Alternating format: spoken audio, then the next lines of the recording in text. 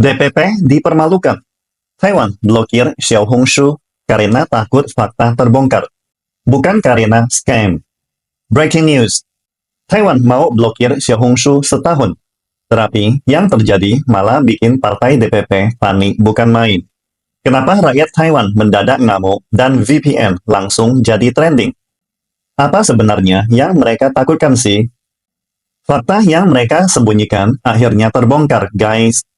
Baru-baru ini, otoritas Taiwan tiba-tiba mengumumkan mulai tanggal 4 Desember 2025 akan memblokir Xiaohongshu alias Little Red Book selama 1 tahun, dengan alasan bahwa platform tersebut mengandung konten penipuan. Begitu kabar ini keluar, netizen China langsung ramai menonton drama ini, merasa keputusan tersebut sangatlah konyol. Xiaohongshu ada penipuan? Platform mana sih yang nggak ada konten penipuan? Tetapi yang benar-benar meledak justru reaksi masyarakat Taiwan sendiri. Menurut laporan media, kolom komentar di bawah berita Taiwan hampir 100% menghujani kritik kepada Min Jintang, Partai Progresif Demokratik, alias DPP. Bahkan kata kunci VPN untuk tembus blokir langsung naik trending. Pemandangan seperti ini sangat jarang terjadi di beberapa tahun terakhir. Biasanya ketika partai DPP bikin keputusan konyol, media pro pemerintah lain tinggal cuci-cuci opini. Tapi kali ini udah nggak bisa dicuci lagi.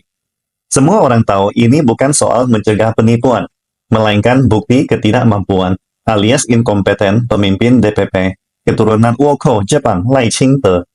Xiaohongshu memang punya iklan, promosi, kadang ada informasi palsu. Tapi platform mana yang tidak? Apalagi Meta, Facebook, Instagram, YouTube. Semua pernah kena laporan penipuan. X alias Twitter malah lebih parah. Rasanya kayak nggak ada yang jaga dan sensor. Tapi kenapa hanya Xiaohongshu yang diblokir oleh Lai? Jawabannya cukup sederhana. Karena Xiaohongshu terlalu apa adanya. Terlalu jujur, sampai-sampai meruntuhkan seluruh sistem propaganda dan kebohongan partai politik DPP. Seperti kita ketahui, mayoritas konten Xiaohongshu berisi kehidupan sehari-hari, seperti makan, belanja, gaya hidup, perjalanan, atau pekerjaan. Tetapi justru hal-hal sederhana inilah yang paling ditakuti kaum separatis Taiwan, Partai DPP. Karena potongan kehidupan biasa itulah yang paling ampuh menghancurkan stereotip kebohongan lain. Anak muda Taiwan yang menggunakan Xiaohongshu dapat melihat kota-kota pencakar langit di China. Ternyata sangat bersih, modern, penuh energi. Melihat anak muda China bahas kuliner, seni, ujian masuk universitas top China, wisata ke kota avatar Changjiajie, atau kisah percintaan dengan robot humanoid Uni-3. Lihat cewek-cewek China pamer outfit kece, tetapi tetap murah meriah. Lihat cowok-cowok Shanghai nyantai pakai mobil listrik Nio yang jalan sendiri tanpa sentuh setir. Langsung kerasa gaya hidup mereka tuh udah jauh di abad 22. Dari jalanan yang full autonomous taxi, pembayaran super cepat pakai wajah, sampai minimarket tanpa kasir yang tinggal ambil langsung jalan. Semuanya membuat anak muda Taiwan kagum sendiri. Dan yang bikin netizen global makin mind-blowing. Hidup mereka itu bukan cuma modern, tapi modern yang penuh dengan fun. Malam minggu nongkrong di tepi sungai Huangpu ditemani drone show raksasa. Sarapan ditemani robot barista. Naik kereta peluru generasi terbaru, maglev, yang bisa melaju 600 km per jam, jauh lebih cepat dari pesawat propeller. Atau body check-up, cukup scan HP tanpa antri panjang. Sangatlah wajar kalau selera dan gaya hidup mereka seolah tanpa batas. Karena sebenarnya Taiwan memang satu akar budaya, satu sejarah, satu bahasa, satu nenek moyang. Jadi begitu lihat cara hidup orang Tiongkok hari ini, rasanya kayak melihat versi masa depan diri sendiri. Resonansi kehidupan semacam ini jauh lebih memukul daripada propaganda apapun. Cukup satu foto, satu video, satu klip perjalanan. Semua narasi China itu tertinggal dan tertutup. Langsung mental hancur berkeping-keping. Dan menampar Woko Jepang Lai Ching-te tanpa ampun. Selama bertahun-tahun, partai DPP terus mengikuti propaganda Amerika untuk menjelekkan dan menggambarkan China sebagai negara yang otoriter, miskin, tertutup, berbahaya, bahkan disamakan dengan rezim ala Kim Jong-un. Termasuk lelucon cayetan, telur teh dulu. Kita yang tinggal di sini mungkin menertawakan hal itu. Tetapi banyak anak muda Taiwan atau netizen negara lain yang tidak pernah menginjakkan kaki ke China benar-benar percaya loh. Media propaganda DPP selalu membesar-besarkan kasus-kasus negatif, tetapi menutup mata terhadap semua kemajuan pesat China dalam teknologi, infrastruktur, budaya, luar angkasa, dan kesejahteraan. Tujuannya sangat jelas, menciptakan jarak, ketakutan, dan kebencian, agar narasi anti-China terus membohongi anak muda Taiwan. Terus terang, propaganda Amerika soal China buruk, China jahat, China tertinggal, itu memang sangat sukses besar. Saking suksesnya, sampai banyak orang di luar sana berubah jadi kata dalam tempurung internasional, yang hidupnya cuma tahu apa yang media barat ajarin. Mereka benar-benar percaya bahwa China itu otoriter, tertutup, terbelakang, bahkan jorok. Lucu ya, sudah tahun 2025, tetapi ada saja manusia yang pikirannya masih tersangkut di propaganda era abad 21. Padahal sementara mereka sibuk mengulang slogan lama, China sudah melesat dengan mobil otonom, drone show raksasa, kota hijau futuristik, sampai kereta peluru tercepat dunia yang bikin iri negara-negara barat. Tapi ya, begitulah.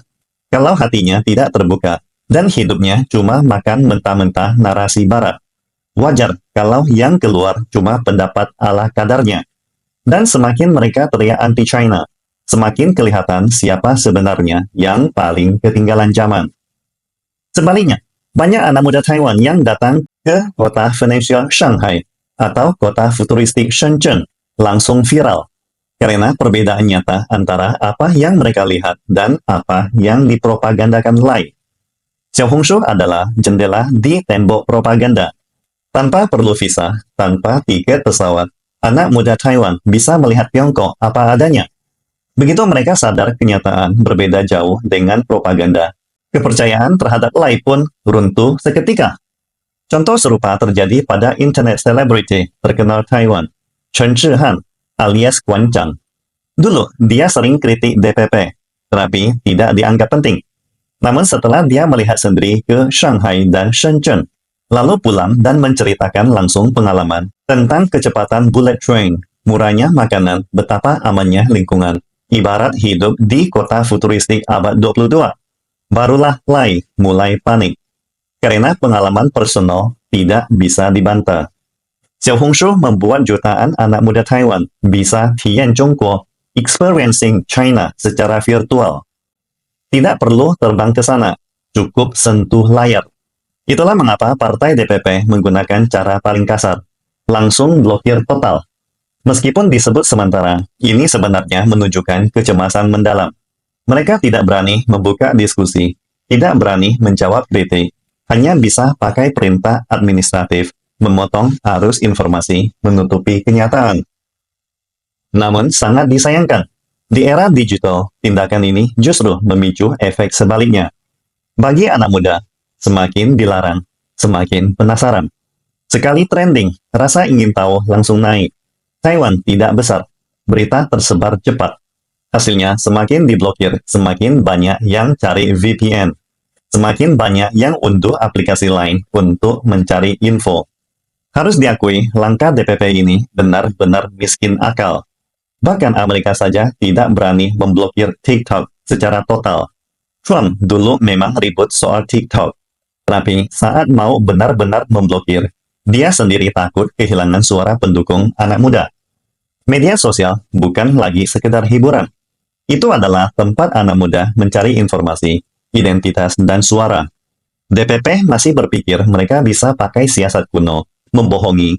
Kami memblokir demi kebaikanmu, nak. Padahal anak muda Taiwan sudah jauh lebih kritis dan bisa menilai mana yang benar dan mana yang propaganda. Reaksi keras warga Taiwan kali ini sampai memunculkan trending VPN, menunjukkan mereka sudah melihat kemunafikan Lai, sang pemimpin DPP, yang mengaku menjunjung tinggi demokrasi, tetapi memblokir kebebasan informasi. mengaku mendukung keterbukaan, tetapi menciptakan ruang informasi yang terisolasi. Yang mereka takuti bukan penipuan, tetapi kebenaran. Bukan iklan palsu, tetapi realitas China modern. Popularitas Xiaohongshu di Taiwan menunjukkan satu hal penting. Kebutuhan komunikasi lintas selat belum pernah hilang. Platform seperti Xiaohongshu, Douyin, Weibo, dan Bilibili menjadi populer karena mereka menyajikan gambar China yang otentik dan tidak disensor oleh kepentingan politik Taiwan. Mereka secara diam-diam memperbaiki keretakan hubungan masyarakat antar kedua wilayah. Dalam jangka panjang, memblokir Xiaohongshu tidak akan menghentikan arus informasi. Sebaliknya, itu akan mempercepat runtuhnya legitimasi kemunafikan DPP. Karena begitu, sebuah pemerintahan butuh blokir informasi untuk mempertahankan kekuasaan. Artinya, narasi mereka sudah tidak lagi dipercaya publik. Rakyat Taiwan tidak bodoh. Rata-rata IQ mereka seperti mayoritas orang China yang berkisar 104 hingga 107,19 tertinggi secara global. Mereka tahu alasan anti penipuan hanyalah kedok. Tujuan sebenarnya adalah mencegah anak muda Taiwan melihat kenyataan sebenarnya. Dan ketika rakyat sadar mereka sedang diperlakukan seperti anak kecil bodoh yang bisa ditipu begitu saja, kemarahan mereka berubah menjadi perlawanan. Pada akhirnya, langkah Lai Ching-te ini adalah contoh nyata. Chongming Fan Pei Chongming U. Mau cari untung dengan cara licik. Ujung-ujungnya malah gali lubang buat diri sendiri. Lai tidak hanya gagal menghentikan kedekatan masyarakat lintas selat, tetapi malah memperlihatkan ketakutan dan kelemahan mereka sendiri. Xiaohongshu hanyalah sebuah aplikasi biasa. Namun, ia membawa semangat kebebasan informasi, resonansi kehidupan, dan pemahaman antar masyarakat. Sesuatu yang tidak bisa dihalangi tembok politik manapun. Kesimpulannya, ketika sebuah pemerintah takut pada satu aplikasi, itu bukan masalah keamanan, tetapi masalah kebenaran. Xiaohongshu mungkin bisa diblokir, tetapi rasa penasaran puluhan juta anak muda Taiwan tidak bisa dihentikan. Dan setiap upaya menyembunyikan fakta justru membuka pintu kebenaran lebih lebar. Jangan lupa share dan subscribe, karena kita bakal segera melihat penyatuan Taiwan secara damai di depan mata.